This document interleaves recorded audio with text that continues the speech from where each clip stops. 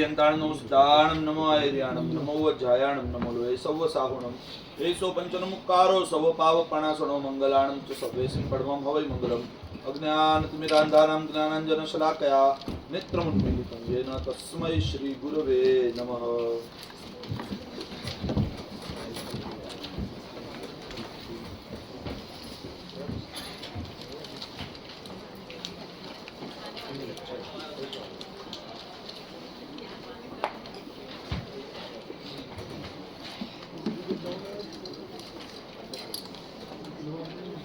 Jainism capsule course का आज 25वां दिन। कल का रिवीजन रैपिडली करेंगे। संसारी जीव दो प्रकार के, स्थावर और त्रस। स्थावर मतलब कि स्थिर, उन जीवों में एकेंद्रिय जीवों का समावेश होता है जिनके पास एक ही इंद्रिय है, स्पर्शनेंद्रिय, स्किन, जो मात्र टच कर सकते हैं। एकेंद्रिय जीव वही स्थावर जीव।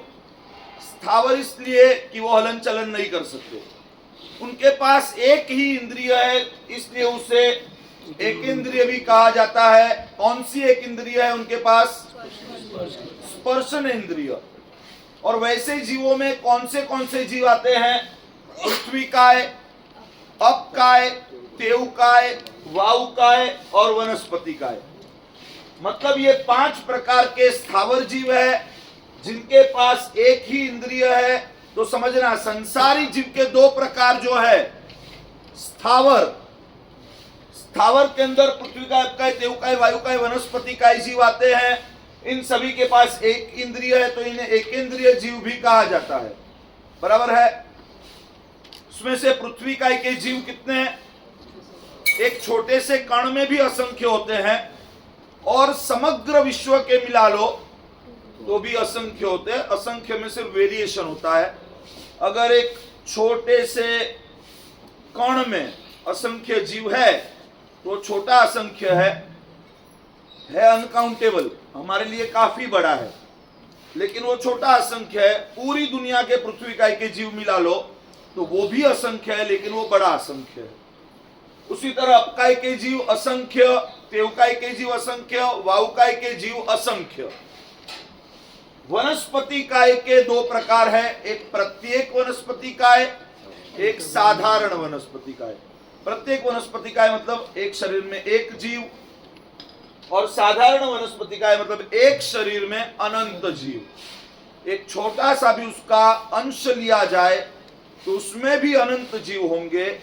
इसलिए साधारण वनस्पति काय को, ये कैपिटल ए, अनंत, तो साधारण वनस्पति काय में अनंत जीव होने की वजह से उसे अनंत काय भी कहते हैं। बराबर है। जमीन कंद वगैरह शब्द का इस्तेमाल हम सामान्य बोलचाल की भाषा में करते हैं, लेकिन कल हमने जैसे देखा कि जमीन के नीचे उगने वाली हर एक चीज अनंत काय नहीं भी हो सकती, और जमीन के ऊपर उगने वाली भी कोई चीज अनंत काय हो सकती है। बराबर। तो साधारण वनस्पति काय में अनंत जीव है, इस वजह से उसे अनंत काय भी कहा गया। इसके अंदर सारे जमीन कंद जो है उनका समावेश होता है। उसके अलावा भी कुछ चीजें ऐसी है, सब मिलाकर हमारे यहाँ 32 प्रकार के अनंत काय दिखाए गए हैं। लेकिन 32 में सभी का समावेश न भी हो, उसको लक्षण के द्वारा पहचान ले तो पता चलेगा ये अनंत काय है कि नहीं है। तो उसके लक्षण क्या है? साधारण वनस्पति काय के 3 लक्षण। नंबर 1, अगर उसको तोड़ा जाए तो उसके समान टुकड़े होते हैं। नंबर 2, उसके पर्व और नस, उसके जॉइंट्स और फाइबर्स गुप्त होते हैं। और नंबर 3, उसको काटकर फिर से अगर प्लांट किया जाए तो फिर से उगते हैं। तो इस प्रकार उसके 3 लक्षण है। मोस्टली हर एक चीज में ये 3 लक्षण देखने मिलते हैं। कुछ चीजें ऐसी है कि वो अनंत का है, लेकिन हर एक लक्षण उसके अंदर शायद देखने ना मिले। क्लियर है? आगे बढ़ते हैं। संसारी जीव के 2 प्रकार, एक स्थावर, इसको ले, और दूसरा प्रकार है त्रस।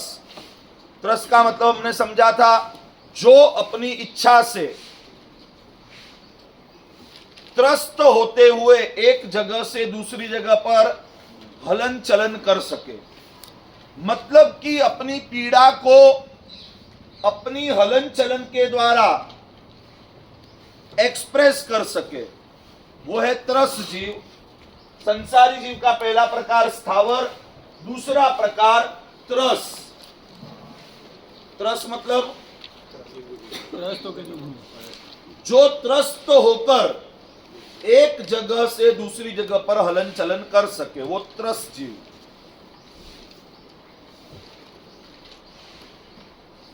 शॉर्टली समझे तो स्थावर जीव मतलब नॉन एक्सप्रेसिव, अपनी पीड़ा को वो एक्सप्रेस नहीं कर सकते, व्यक्त नहीं कर सकते। त्रस जीव मतलब एक्सप्रेसिव, व्यक्त कर सकते हैं। उसको पीड़ा हो रही है तो वो उसकी चेष्टा में, उसकी प्रवृत्ति में दिखेगा। तो त्रस जीव में सबसे पहला प्रकार है बेइंद्रिय जीव। त्रस जीव में अब तक जितने भी पढ़े थे वो सारे स्थावर थे, पृथ्वी का, अपकाय, तेवकाय, वायुकाय, वनस्पति का है। ये सब स्थावर जीवों में इनका समावेश होता है। त्रस जीवों में बेइंद्रिय सबसे पहला प्रकार है बेइंद्रिय। बेइंद्रिय मतलब जिसके दो इंद्रिय, स्पर्शनेन्द्रिय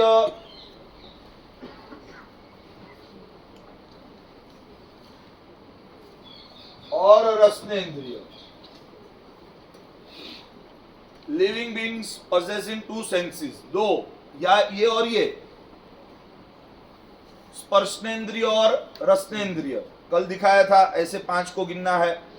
तो 2 इंद्रिय वाले जीव मतलब जिसके पास स्पर्श करने की क्षमता है, इंद्रिय है, और जिसके पास रसनेन्द्रिय मतलब कि स्वाद,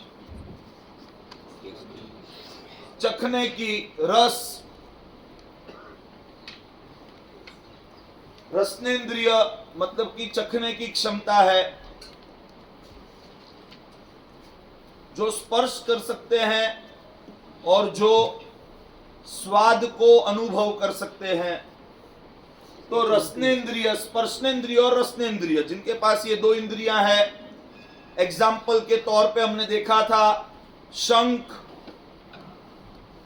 तो कल एक प्रश्न आया था, सिर्फ उसको क्लियर कर दूंगा कि शंख भले होता है पानी में, पानी में होता है, इसका मतलब ये नहीं कि वो अपकाय का जीव है।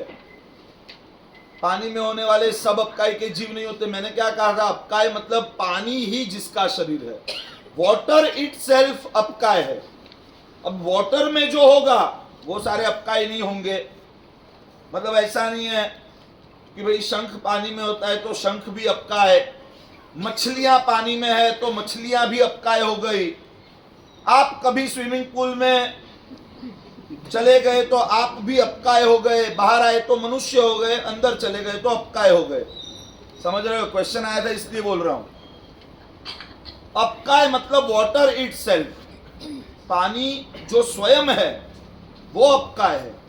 ये शंख जो है वो पानी में होता है, वो पानी नहीं है, वो क्या है, पानी में होने वाले जीव है।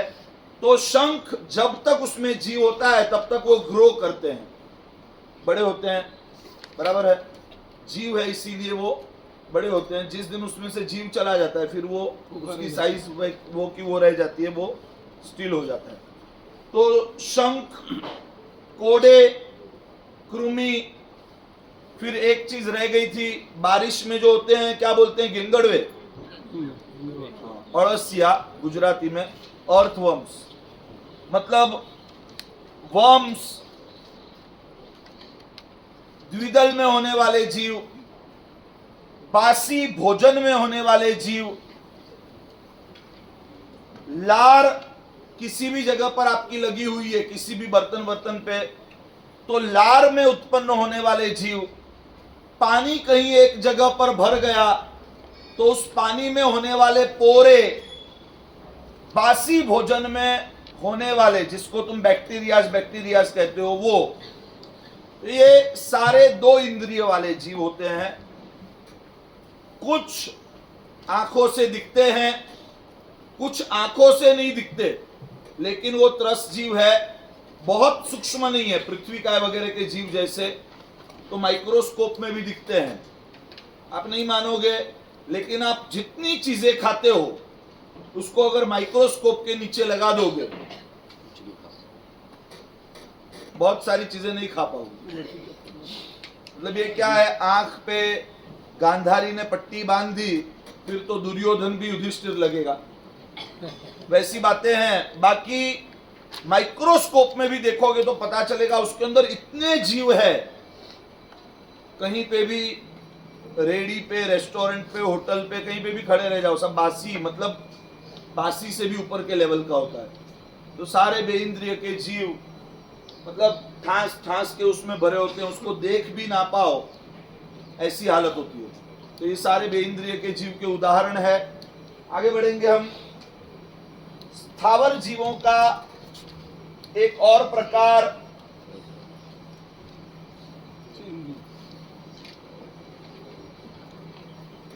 तेंद्रिय। तेंद्रिय मतलब 3 इंद्रिय वाले जीव, जिनको स्पर्शनेंद्रिय है, रसनेंद्रिय है और सूंघने की क्षमता, मतलब कि घ्राणेंद्रिय है। घ मत करना धर्म का, घर का घ, घा, आधार घ्रा, घ्राणेंद्रिय। तेंद्रिय जीव यहां प्लस किया हुआ है खास, हाँ, मतलब सिर्फ घ्राणेंद्रिय नहीं है, स्पर्शेंद्रिय, रसनेंद्रिय और घ्राणेंद्रिय, 3 इंद्रियां जिनको होती है, वैसे जीव।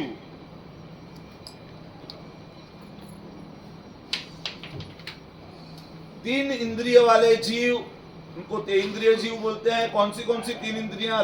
स्पर्शनेंद्रिय, रसनेंद्रिय और घ्राणेंद्रिय। मतलब स्पर्श करने की क्षमता, चखने की क्षमता और सूंघने की क्षमता।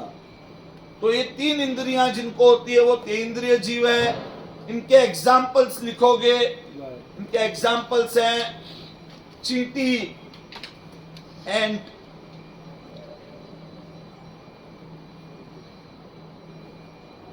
जू ही बोलते हो ना, हाँ, बाल में जो होती है जू, चींटी, जू, फिर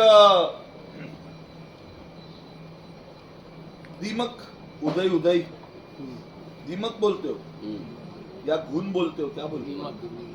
हाँ, दीमक। फिर वो ब्लैक कलर के जो होते हैं मकोड़े बोलते हैं, क्या बोलते हो?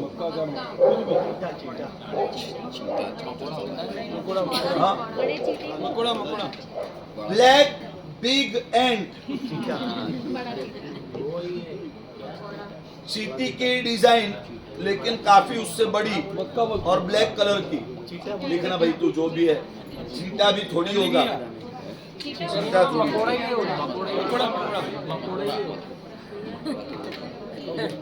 नहीं, अभी दूसरी बार क्या है, अगर यहाँ पे करना आएगा ना तो ग्राफिक्स से ही करवाना पड़ेगा। मतलब 1-1 लाख नहीं, मकड़ी का जाला है वो, मकड़ी नहीं है, स्पाइडर नहीं है। हाँ, वो हमारी आपस की अलग बात है। चलो आपस की चल रही है तो उतना ही वॉल्यूम रखो। चींटी, जू, दीमक, फिर काले, मतलब वो बड़ी चींटी, बहुत बड़ी चींटी ब्लैक कलर की, हम मकोड़ा बोलते हैं। जो भी आप बोलते हो समझ लेना, लेकिन मिसअंडरस्टैंडिंग मत करना। फिर गोबर में उत्पन्न होने वाले जीव, गोबर कहीं पे पड़ा रहे और उसके अंदर भी जीव उत्पन्न हो जाते हैं। फिर उसको क्या बोलते हैं, घुन बोलते हैं क्या? वो अनाज में जो होती है वो घुन। फिर एक पेड़ पे से जो उतरती है, क्या बोलते हैं? मशरूम। पेड़ पे से ईयड़, ईयड़। गुजराती लोग ट्रांसलेशन करो यहाँ भाई। हिंदी बोलते हैं।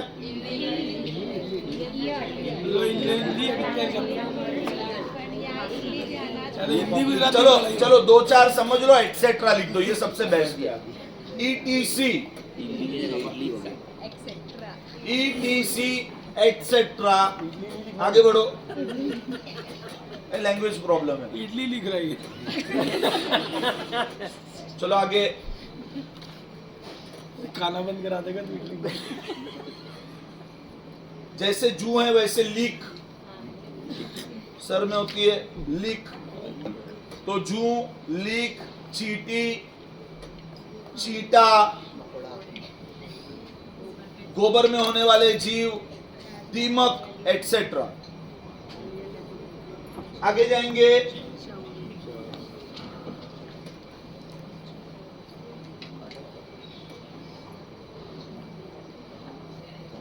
चौरिंद्रिय जीव।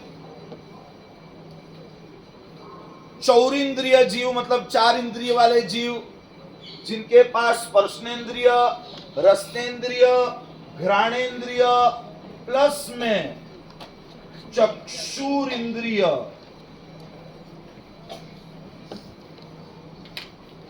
चक्षुर इंद्रिय मतलब कि देखने की क्षमता, आंख।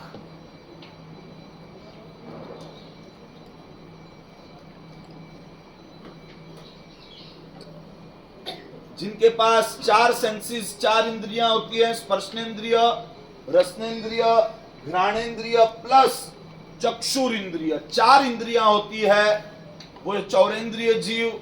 चौरिंद्रिय जीव के अंदर एग्जाम्पल्स लिखेंगे कुछ, बिच्छू, भंवरे, तितली,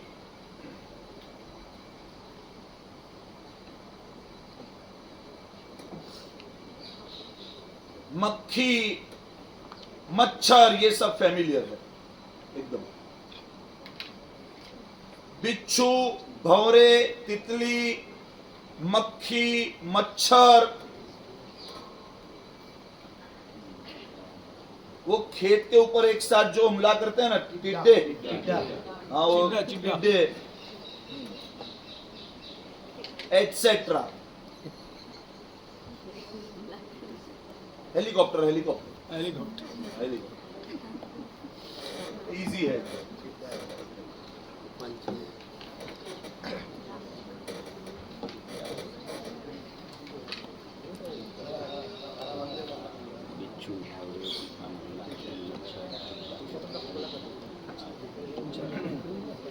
यहाँ पर तो ये जो बेइंद्रिय, तेंद्रिय और चौरिंद्रिय जीव है, इनके पास संपूर्ण इंद्रिय नहीं है। मतलब कोई ना कोई इंद्रिय इनके पास लैकिंग है। किसी के पास 1 कम है, किसी के पास 2 कम है, किसी के पास 3 कम है। मतलब कि यहां पर बेइंद्रिय, तेंद्रिय और चौरिंद्रिय जीव को कंबाइन में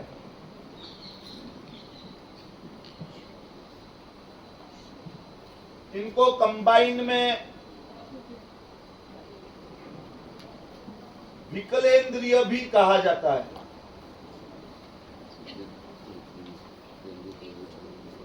बेइंद्रिय, तेंद्रिय और चौरिंद्रिय जीव, जैसे किसी व्यक्ति के पास कोई एकाध ऑर्गन, कोई एकाध अंग कम हो तो उसे क्या कहा जाता है? विकलांग। मोदी जी ने उसको बोले दिव्यांग कर दिया, उनको कुछ तो करना पड़ता है।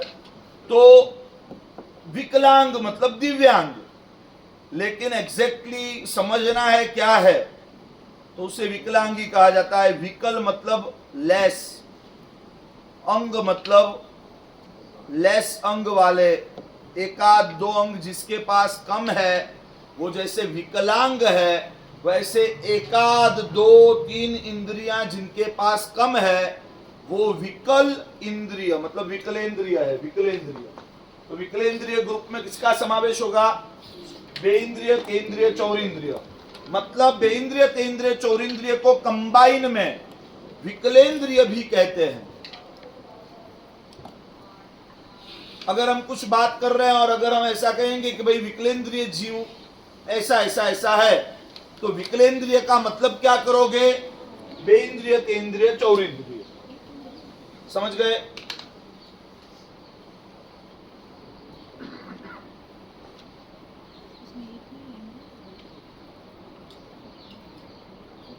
बेइंद्रिय, तेंद्रिय, चौरिंद्रिय जीवों को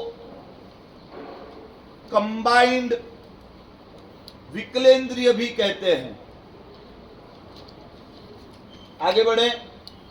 पंचेंद्रिय जीव मतलब जिनको 5 इंद्रियां होती है, स्पर्शनेन्द्रिय, रसनेन्द्रिय, घ्राणेन्द्रिय, चक्षुरेंद्रिय प्लस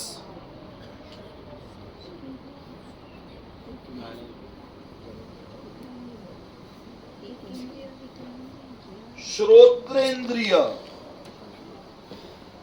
श्रोत्रेंद्रिय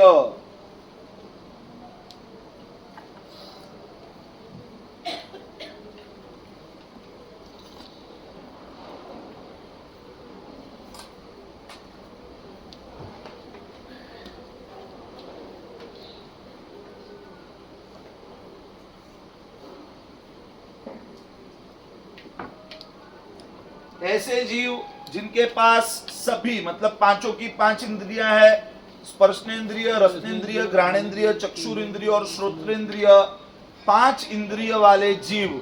तो इन 5 इंद्रिय वाले जीवों में किसका समावेश होगा?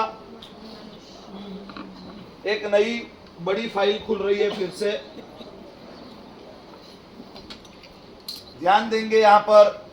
पंचेंद्रिय जीव, तो पंचेंद्रिय जीवों में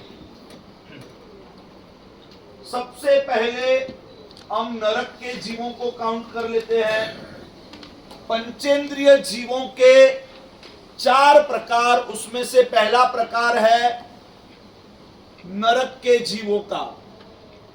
तो नरक के जीव कौन है और कहां होते हैं? कहां होते हैं?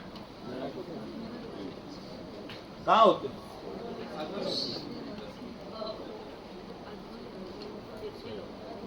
दो लोग में। कहां होते हैं भाई? दो लोग में। नरक में होते हैं। नहीं, ऐसा होता है बहुत सी बार कोई आता है, हम पूछते कहां रहते हो, तो हमारे सब घर में रहते हैं। फिर पता चल जाता है कि अब दूसरा सवाल पूछने जैसा नहीं है। नरक के जीव कहां होते हैं? पता है नरक में होते हैं भाई। नरक कहां पर है वो बोलो, चलो। तीर्थालोक से नीचे मतलब जो 7 नरक पृथ्वियां हैं, उन 7 नरक पृथ्वी में नरक के जीव रहते हैं। और नरक के जीव मतलब जो अपने पूर्वकृत पाप, पहले किए हुए जो पाप है, उन पापों के परिणामों को, उसके फलों को 7 नरक पृथ्वी में भोगते हैं, वो नरक के जीव है।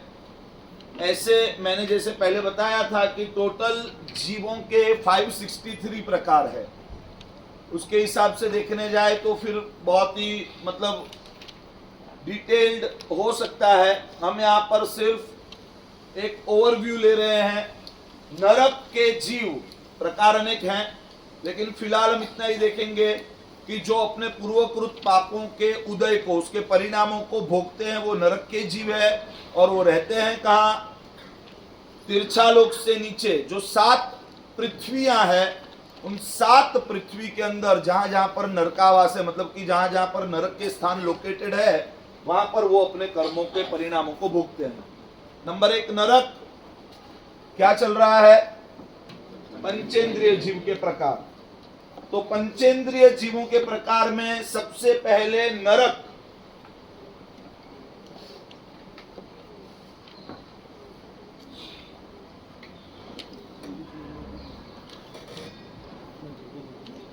दूसरे नंबर पर तिर्यंच, दूसरे नंबर पर तिर्यंच, ती य ऊपर रेफ, एक बिंदु और च,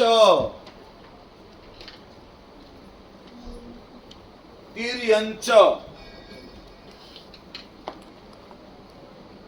तिर्यंच मतलब पशु पंछी, तिर्यंच मतलब जानवर, बर्ड्स एंड बीस्ट्स। तो तिर्यंच के अंदर एक नया फोल्डर खुल रहा है, ध्यान से तिर्यंच के प्रकारों को देखेंगे। ध्यान में रखना, मिक्सिंग ना हो जाए कहीं। तिर्यंच के प्रकार मतलब ऊपर से शुरू करें तो विश्व में दो प्रकार के जीव, एक मुक्त, एक संसारी। संसारी जीवों में स्थावर और त्रस, त्रस जीवों में बेइंद्रिय, तेइंद्रिय, चौरिंद्रिय और पंचेंद्रिय। पंचेंद्रिय जीवों के प्रकारों में नरक के जीव, दूसरे नंबर पर तिर्यंच के जीव। तिर्यंच के अंदर नंबर 1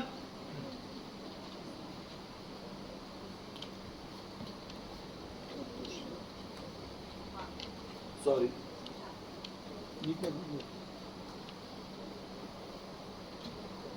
तिर्यंच के अंदर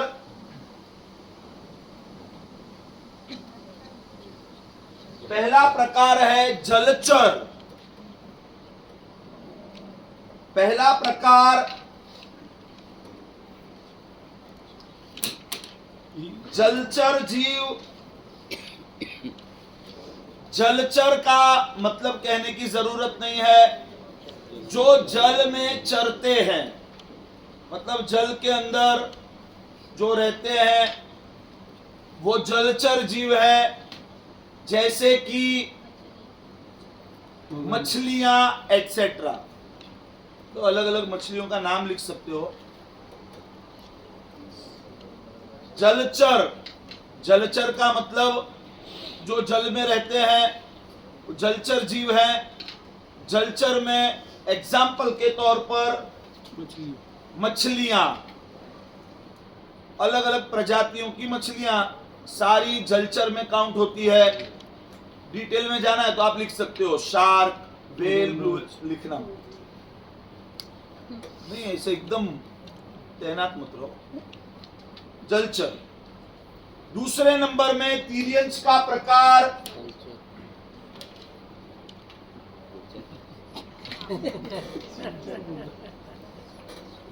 स्थलचर। जलचर मीनिंग क्लियर है, स्थलचर मीनिंग क्लियर है। स्थल मतलब जमीन, जमीन पे रहने वाले जीव, वो स्थलचर है। अभी सिर्फ इतना ही लिखोगे, आगे बढ़ेंगे। तीसरा प्रकार जो है वो है खेचर। तीसरा प्रकार खेचर। खेचर, ख मतलब आसमान, ख मतलब आसमान। तो खेचर का मतलब आसमान में उड़ने वाले जीव। खेचर का मतलब आसमान में उड़ने वाले जीव। एग्जाम्पल के तौर पर जितने भी प्रकार के पंछी हैं, उन पंछियों का समावेश खेचर में होगा। भले वो पेड़ पे रहते हैं, जमीन पर उतरते हैं, लेकिन जिसके पास उड़ने की क्षमता है, समझना इसको ध्यान से, ऐसा नहीं है जमीन पे उतर सकता है तो स्थलचर हो गया ना। वैसे तो बहुत सारे जो पानी में भी रह सकते हैं, लेकिन हमने जलचर में काउंट किसको किया है? मछलियों के प्रकार से। जो टोटली पानी में ही रह सकता है, पानी के अलावा नहीं रह सकता। आगे क्लियर होगा। और जलचर का मतलब जो जल के अंदर रहे, खेचर का मतलब जो आसमान में उड़ सके। आसमान में उड़ सके का मतलब जमीन पे भी आएगा, घोंसले में भी आएगा, लेकिन जो आसमान में उड़ सके। एग्जाम्पल के तौर पर लिख लो, पंछियाँ, स्पैरो, चिड़िया, कबूतर।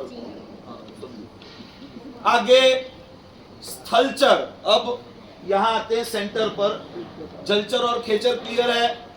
एग्जाम्पल्स अपने हिसाब से समझ लेना, वो यहां मैं नहीं लिखवा रहा हूं आपको। Shark, well, blue whale, starfish, जो भी है। खेचर में भी वैसे ही समझ लेना, जितने भी पंछी है उनका समावेश खेचर में होता है। चिड़िया, कबूतर, तोता, जो भी है। स्थलचर जो जमीन पर रहते हैं वो स्थलचर जीव है। लेकिन यहां एक और फोल्डर। स्थलचर जो है उसमें पहला प्रकार यहां पर कर रहा हूं मैं।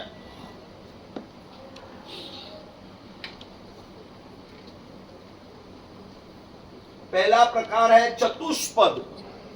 जलचर के नीचे ऐसे और एक बना दो, 1 2 3। स्थलचर के नीचे और एक फोल्डर खोल दो, यहां से ऐसे 1 2 और 3। तो यहां पर पहले नंबर पर स्थलचर का एक प्रकार है चतुष्पद। चतुष्पद मतलब कि 4 पैर वाले प्राणी। चतुष्पद पहला प्रकार किसका? गाय, स्थलचर का। स्थलचर का पहला प्रकार चतुष्पद। चतुष्पद मतलब 4 पैर वाले प्राणी। एग्जाम्पल के तौर पर समझ लेना, गाय, भैंस, घोड़े, जिराफ, हाथी, एटसेट्रा एटसेट्रा एटसेट्रा। चतुष्पद।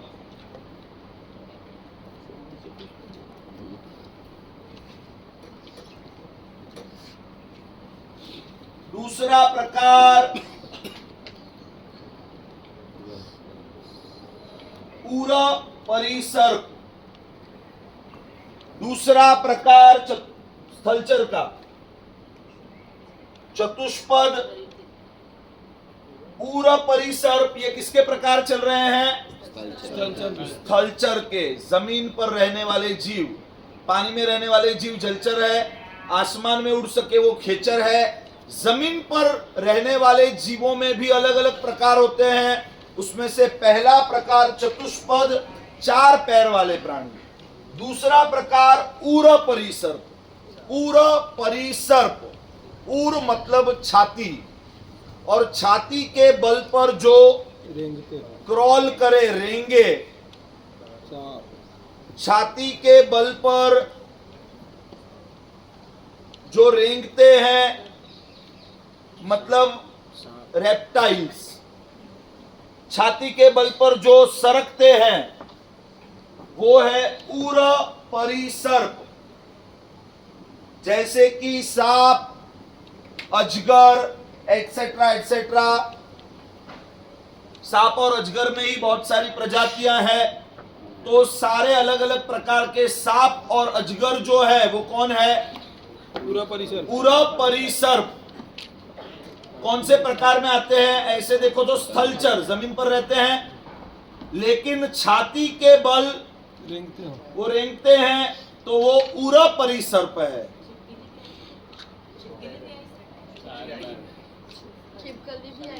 नहीं, छिपकली के लिए एक अलग अलग सेक्शन से डिवाइड किया। स्थलचर में तीसरा प्रकार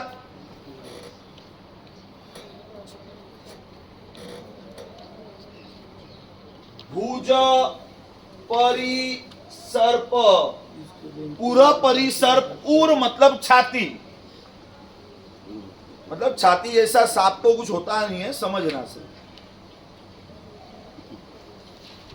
जो रेंगते हैं वो उर परिसर्प, भुज परिसर्प, भुज मतलब भुजा, जो आगे के दो हाथ है, भुजाएं हैं, उसके बल पर जो चलते हैं वो भुज परिसर्प।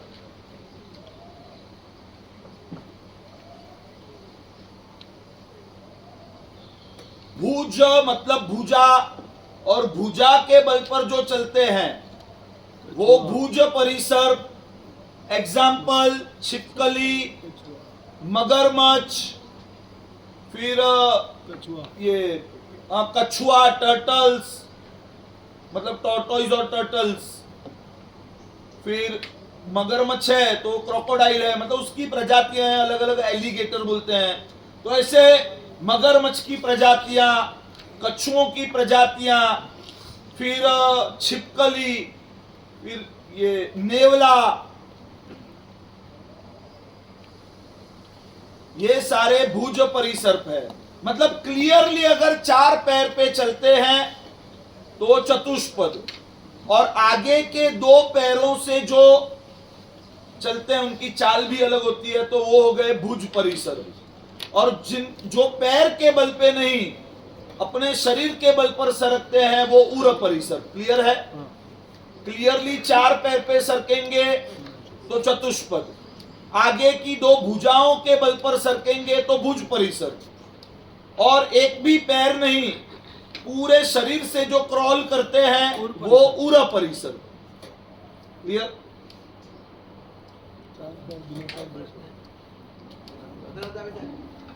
मगरमच्छ को जलचर में लेना है कि तलचर में, पानी में लेना? हाँ, मगरमच्छ जो है, इसीलिए मैंने डेफिनेशन में क्लियरली बताया, मगरमच्छ भुज परिसर्प में आएगा, मतलब स्थलचर उसमें भुज परिसर्प। जलचर में कौन गिना जाएगा? जो सिर्फ पानी में ही रह सकता है, पानी के बाहर नहीं रह सकता। कछुए, टर्टल्स, मगरमच्छ, उसके जितने भी प्रकार है वो पानी में भी रह सकते हैं और बाहर भी रह सकते हैं, तो वो स्थलचर गिने जाएंगे। बराबर है?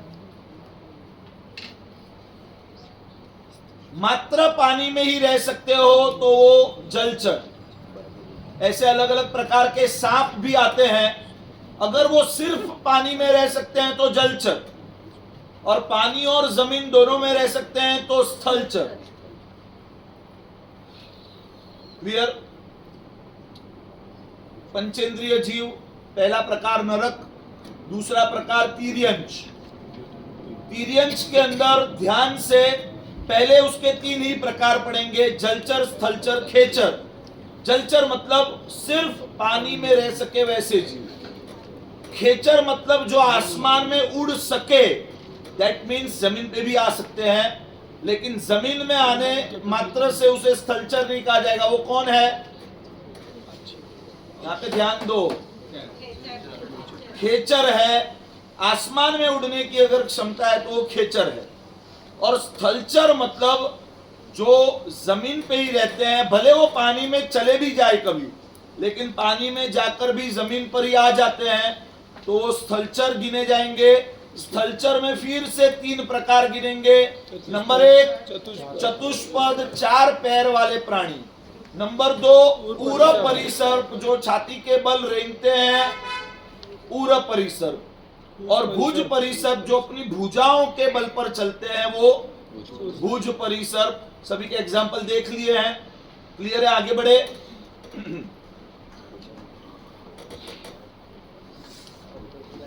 चलो अब अपनी बात करते हैं, ये दूसरों की बात बहुत होगी। मनुष्य,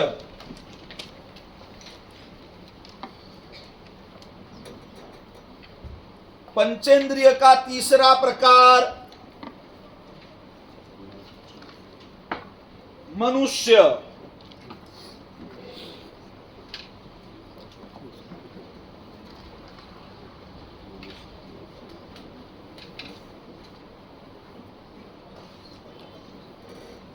मनुष्य, तो मनुष्य में एक मनुष्य ऐसे होते हैं जो गर्भज होते हैं, मनुष्य में दो प्रकार है। ऐसे तो बहुत बड़ा फोल्डर है, हम दो में निपटा रहे हैं। मनुष्य के दो प्रकार यहां पर लिख रहा हूं, किसी को अगर नहीं दिखाई दे रहा। गर्भ और उसके पीछे ज, गर्भज मतलब जो गर्भ से जन्मे वो गर्भज। इसका मतलब कि माता पिता के संयोग द्वारा जिसका जन्म हो गर्भ के द्वारा, वो गर्भज जीव है। गर्भज मनुष्य का मतलब हम सभी। हम कौन है? पंचेंद्रिय है, पंचेंद्रिय में मनुष्य है, और मनुष्य कौन से वाले? गर्भज मनुष्य है। माता पिता के संयोग से गर्भ द्वारा जो उत्पन्न हो वो गर्भज मनुष्य। और दूसरा प्रकार, अच्छा इसके अलावा भी कुछ होता है? हमको तो ऐसा ही मालूम है सब गर्भज ही होते हैं, लेकिन एक दूसरा प्रकार आगे लिखेंगे।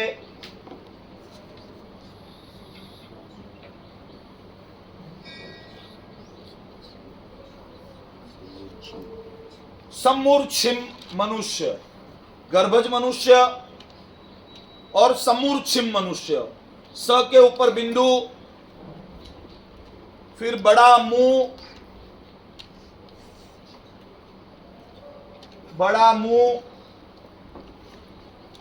फिर आधा च, फिर छी, उसके ऊपर रेफ और म। देख रहे हो? दिख रहा है? स के ऊपर डॉट, बड़ा म, बड़ा मुंह, आधा च, छोटा छी, उसके ऊपर रेफ और म। समूर्छिम, समूर्छिम मनुष्य। तो ये कौन से प्रकार के हुए? आज तक हमने तो वही मनुष्यों को देखा है जो हमारे जैसे ही है, मतलब मैटरनिटी होम में जन्म होता है, मतलब माता की कुक्षी में से होता है, इन शॉर्ट। ये कौन सा नया प्रकार? तो समूर्छिम मनुष्य का मतलब है गर्भज मनुष्य की अशुचि। पहले इसको सुनना, गर्भज मनुष्य की अशुचि, गर्भज मनुष्य के शरीर में से निकलने वाले जो भी पदार्थ हैं, वो अगर 2 घड़ी मतलब कि 48 मिनट के अंदर अगर सूख नहीं जाते, तो उसके अंदर हमारे जैसे ही, लेकिन बिल्कुल सूक्ष्म, कैनॉट सी, एकदम सूक्ष्म 5 इंद्रिय वाले, मतलब हमारे जैसे ही पंचेंद्रिय जीव, जिनको हम नेकेड आई से देख नहीं सकते, तो वैसे मनुष्य उत्पन्न होते हैं। किसके अंदर? गर्भज मनुष्य की अशुचि, मतलब कि गर्भज मनुष्य के शरीर में से निकलने वाले मल, मूत्र, पित्त, उल्टी, पसीना, जो भी उसके शरीर में से बाहर आता है, वो अगर 48 मिनट में सूख न जाए, तो उसके अंदर उत्पन्न होने वाले जो जीव है वो समूर्छिम मनुष्य है। गर्भज मनुष्य की अशुचि, जैसे कि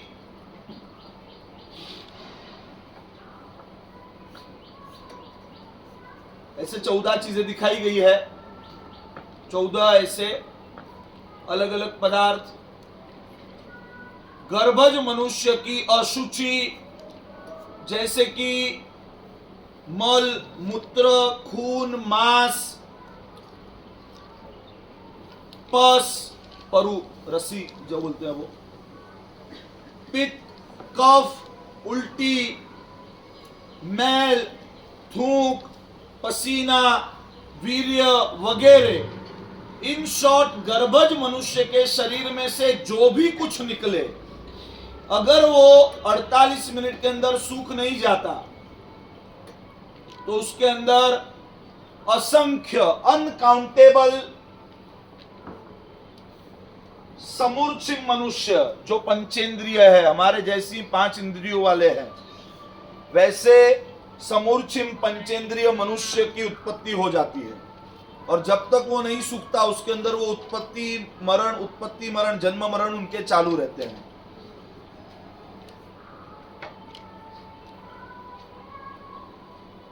मनुष्य के दो प्रकार, एक गर्भज जो गर्भ के द्वारा उत्पन्न होते हैं, दूसरा समूर्छिम।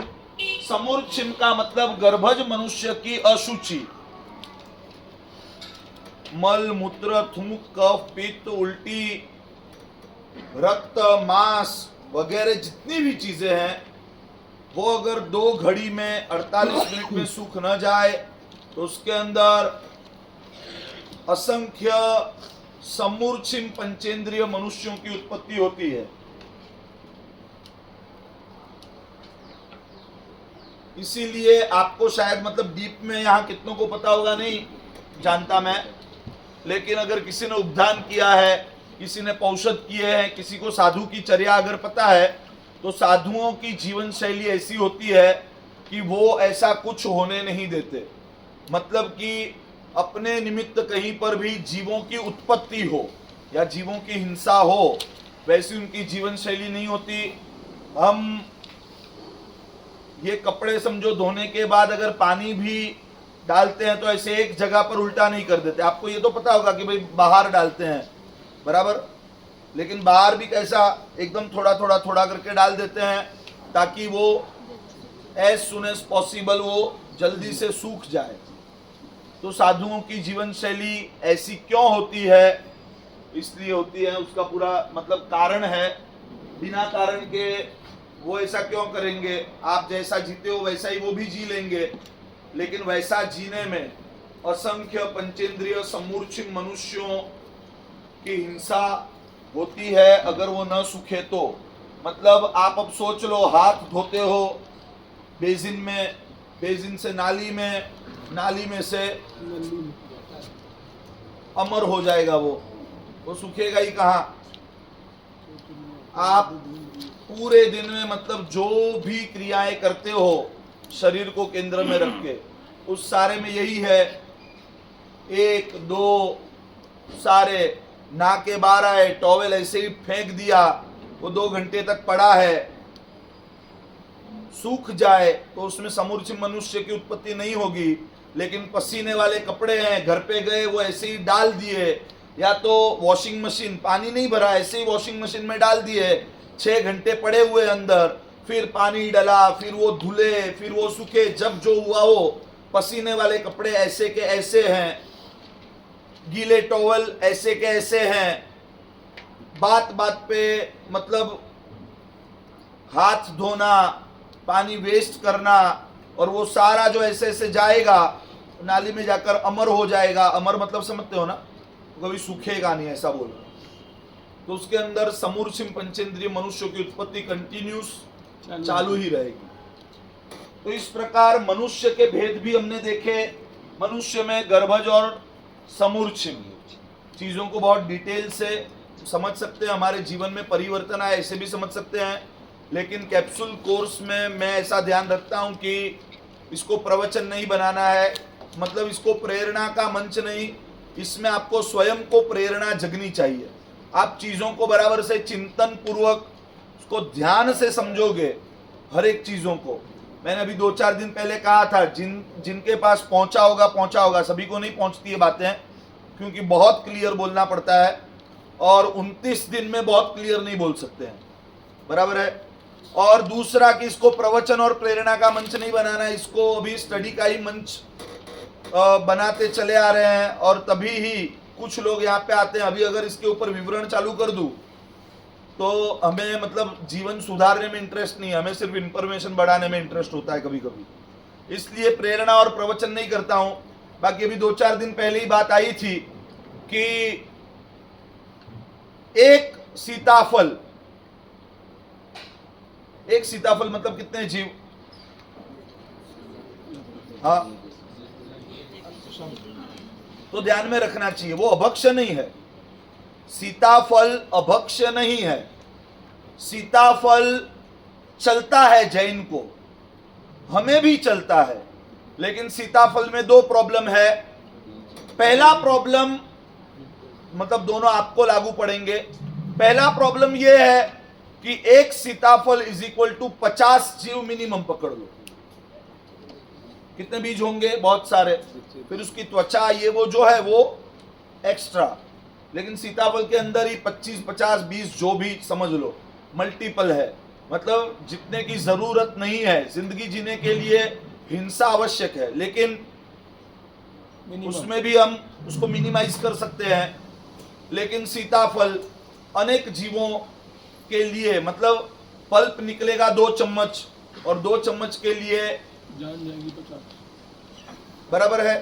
दूसरे नंबर में सीताफल में ये प्रॉब्लम है कि अभक्ष्य नहीं है, लेकिन नॉर्मली सीताफल लोग सीधा वो दाने के साथ, बीज के साथ खाते हैं। पल्प उतार देते हैं और बीज को साइड में कर देते हैं, पल्प उतारते हैं, बीज को साइड में कर देते हैं। तो बीज जो झूठे होते हैं, झूठे होने की वजह से लार में उत्पन्न होने वाले बेइंद्रिय जीव, और अगर वो सूखे नहीं तो समूर्छित जीव उत्पन्न हो जाएंगे। थूक क्या है, अपने से मनुष्य के मुख में से निकलने वाली ही चीज है। तो थूक अगर सूखता नहीं है तो उसमें समूर्छिन पंचेंद्रिय मनुष्य भी उत्पन्न होते हैं। मतलब चीजों को बराबर ये देखो, इसको याद रखने के लिए, रट्टा मारने के लिए एग्जाम में पूरे मार्क लाओ, बहुत अच्छा है। लेकिन मार्क लाने के बाद, ये तो यहाँ की एग्जाम में मार्क आ जाएंगे, हमें फाइनल एग्जाम का सोचना है। फाइनल मतलब 20 तारीख वाली नहीं, हमारी जिंदगी के आखिरी दिन जो हिसाब होगा उस फाइनल एग्जाम के बारे में अगर हम सोचे तो ये सारी चीजें सिर्फ इंफॉर्मेशन के स्तर के लिए नहीं है, इसको हम लाइफ में कहीं ना कहीं परिवर्तन ला सकते हैं कि भाई बहुत ही जरूरत है तो सीताफल वापरेंगे, लेकिन कैसे वापरेंगे? डायरेक्ट उसको झूठा तो नहीं करेंगे, पल्प निकाल देंगे, उसके जो बीज है उसको पानी में थोड़ा सा ऐसे खंगाल देंगे, मतलब कि उसमें से उसके ऊपर चींटियां वगैरह, क्योंकि मिठास है तो चींटियां भी आएंगी। मतलब ये कितनी विराधना है, आप एक साथ देखो। उसको पानी में थोड़ा सा ऐसा ऐसा करके अगर उसको कहीं पे रख देंगे, हिंसा तो है उसके अंदर। नंबर 1 उसको अवॉइड करो। अवॉइड नहीं कर सकते तो आप उसके अंदर कितना मतलब हिंसा को मिनिमाइज कर सकते हो। छोटी छोटी चीजों का ध्यान नहीं रखोगे तो ये तो क्या है मालूम है, आवश्यक निरुक्ति नाम के ग्रंथ में कहा गया है कि, ऐसा मैं नहीं बोल रहा हूं, मतलब शास्त्र का रेफरेंस दे रहा हूं, ऐसा मैं बोल नहीं सकता आपके लिए, लेकिन शास्त्रकारों ने कहा है कि गधे के कंधे पर लकड़े का भार हो या चंदन का भार हो, उसके लिए सब समान ही है। ये है चंदन, लेकिन अगर हम मनुष्य बन के इसको समझेंगे तो इसकी सुवास ले पाएंगे, इसकी फ्रेग्रेंस ले पाएंगे, नहीं तो लकड़ा हो या चंदन, उसके लिए सब एक ही है। तो चीजों को ऐसे ऐसे समझना है कि भाई सीताफल नंबर 1 अवॉइड करो। अगर वापर रहे हैं तो उसको झूठा कर करके मत वापरो।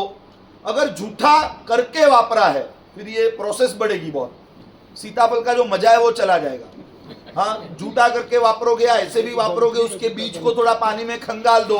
अब झूठा किया है तो उसको पोंछ दो, लेकिन बीज में तो जीव है ही, उसको तुम ये करोगे वो करोगे, ऐसा करोगे वैसा, फिर डालोगे धूप में डालोगे तो उसको और अलग से पीड़ा, उसको छांव में रख दोगे तो अलग बात है। लेकिन ये बहुत बड़ी प्रोसेस है। छोड़ दो सीताफल, अभक्ष नहीं है, सुनो, अभक्ष नहीं है।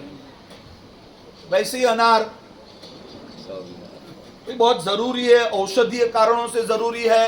हीमोग्लोबिन की कमी है, वैद्य ने या डॉक्टर ने कहा है तो उसको उसके अनुसार उसके प्रमाण में ले, तब तक ठीक है। और उसको भी लेना है तो कैसे लोगे?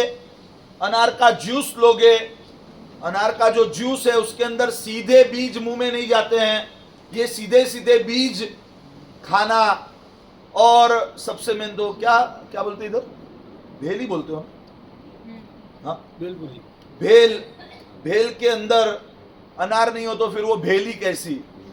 बराबर है।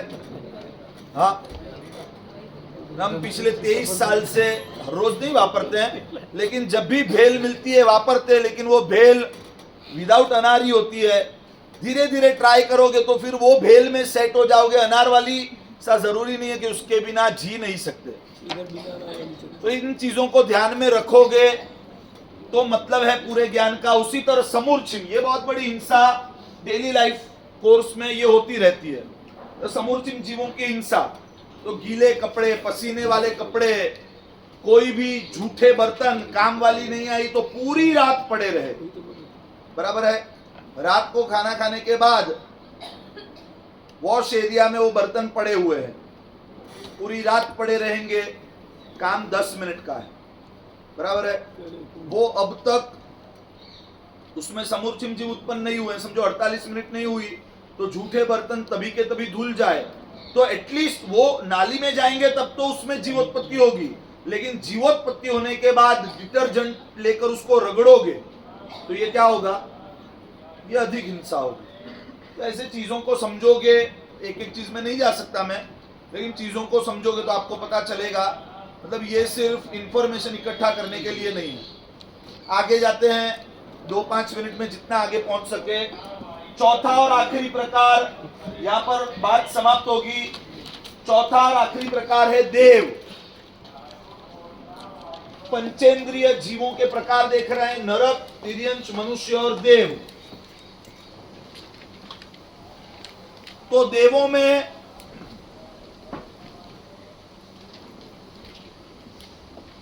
फोटो कितना है जी? फोटो खींचना बाकी है, ठीक है चलो। देवों में 4 प्रकार, चलो रैपिडली हो जाएगा 2 मिनट में, यहां पे ध्यान। देवों के 4 प्रकार। नंबर 1 भवनपति।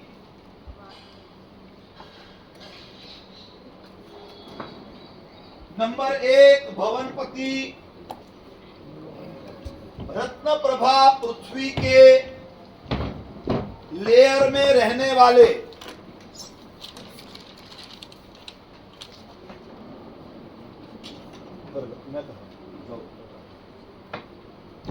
भवनपति मतलब रत्न प्रभा पृथ्वी के लेयर में रहने वाले देव। लेयर मतलब ऊपर नीचे नीचे नीचे अंदर बात हो गई अपनी एक्चुअली। ये सिर्फ यहाँ आ रहा है इसलिए इसको यहाँ पे रिपीट कर रहा हूं। बाकी जब आपने 14 राजलोक को समझा तो मैंने बताया था रत्न प्रभा पृथ्वी के अंदर के लेयर्स में भवनपति और व्यंकर देवों के आवास आते हैं। आया है? फिर लिखते जाओ फटाफट। नंबर 1 भवनपति।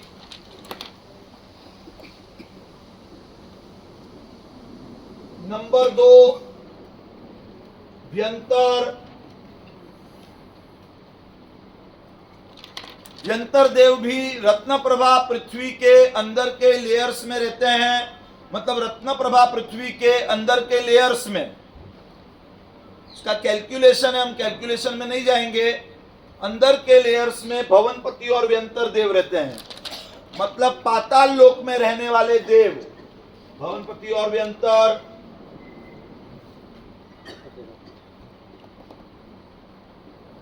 तीसरे नंबर में ज्योतिष। तीसरे नंबर में ज्योतिष के देव। ज्योतिष के देवों में किसका समावेश होगा? सूर्य, चंद्र, ग्रह, नक्षत्र और तारे के विमान में रहने वाले देव, वो ज्योतिष के देव हैं। कहां रहते हैं? जमीन से ऊपर मेरू पर्वत के आसपास परिभ्रमण करने वाले सूर्य, चंद्र, ग्रह, नक्षत्र, तारे जो है उसमें रहने वाले देव, वो ज्योतिष के देव भवनपति और व्यंतर रत्न प्रभा पृथ्वी के अंदर के लेयर्स में रहने वाले। 1 2 3 ज्योतिष। ज्योतिष के देव सूर्य, चंद्र, ग्रह, नक्षत्र, तारों के विमान में रहने वाले देव ज्योतिष के देव। और चौथे नंबर में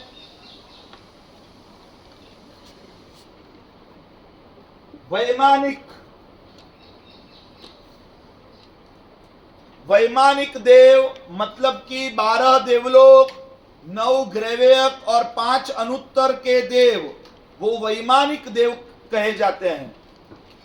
12 देवलोक, सौदर में ईशान, सनत कुमार, महेंद्र, सभी को आता है। 12 देवलोक, 9 ग्रैवेयक और 5 अनुत्तर, इन सारे देवों को कौन से देव कहा जाता है? वैमानिक देव। मतलब लेवल के हिसाब से देखें तो ये वैमानिक देव जो है वो एकदम प्रीमियम देव है। बिजनेस क्लास लिखना मतलब ये सब एग्जाम में सबसे उच्च कक्षा के देव जो है वो वैमानिक देव है। उसमें भी जैसे जैसे ऊपर के देवलोक है तो वो उनका ग्रेड और भी बढ़ता है। तो 1 से लगाकर 12 देवलोक, 9 ग्रैवेक और 5 अनुत्तर, उन देवों का समावेश वैमानिक देवों की कैटेगरी में होता है। उससे थोड़े नीचे के स्तर के, लेकिन समृद्धि अपार होती है, मनुष्य तो उनके सामने कुछ नहीं है। तो उस वैमानिक से थोड़े नीचे वाले वो है ज्योतिष के देव, सूर्य चंद्र ग्रह नक्षत्र तारों के विमान में रहने वाले देव, और उनसे जिसका स्तर नीचा है, लोकेशन भी जमीन के नीचे की है, पाताल लोक में रहते हैं, वो है व्यंतर और भवनपति के देव।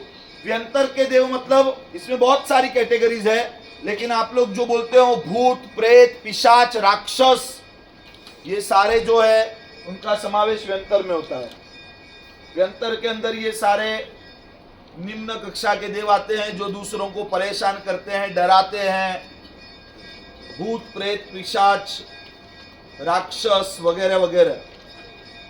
तो व्यंतर में और भवनपति, ये दोनों रत्न प्रभा पृथ्वी के नीचे के लेयर में रहते हैं, बराबर है। तो देवों के इस प्रकार 4 भेद हमने देखे। यहाँ पर बात को समाप्त करते हैं। जीव विचार का चैप्टर यहाँ पर समाप्त हो रहा है। आगे कल से दूसरा टॉपिक।